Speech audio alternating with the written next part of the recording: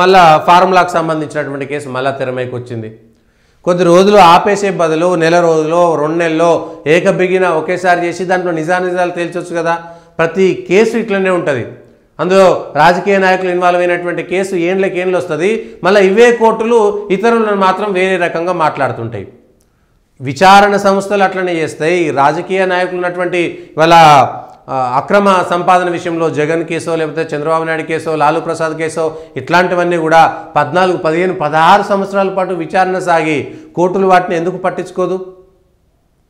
ఆఖరికి అయ్యో దిష్టిబొమ్మ గాలబెట్టింది, ధర్నా చేసింది, ప్రజా సమస్యల మీద ధర్నా చేసింది కూడా ఏండ్లకేండ్లు కోర్టుల చుట్టూ తిరగడం ద్వారా పోలీసుల సమయం వృధా, మనుషుల సమయం వృధా, వ్యవస్థల సమయం వృధా, కోర్టుల చట్టం యొక్క సమయం వృధా.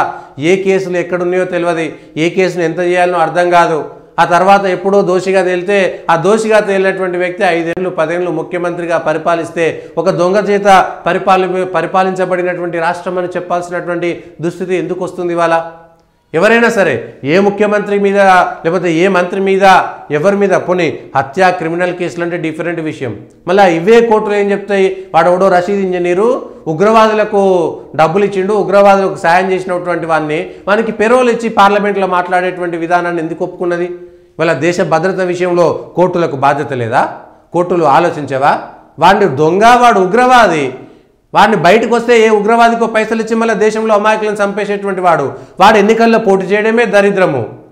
వాడెవడో పంజాబ్లో ఇంకోడో గెలుస్తాడు. ప్రజలకు బుద్ధి లేదు, వీళ్ళకు బుద్ధి లేదు, వాళ్ళకు బుద్ధి లేదు. ఈ కేసులన్నీ అట్లనే ఉంటాయి. వీటినే పట్టించుకోవాల్సినటువంటి అవసరం లేదని వదిలేస్తుంటారు. ఏది పడితే అది చేసేస్తుంటారు.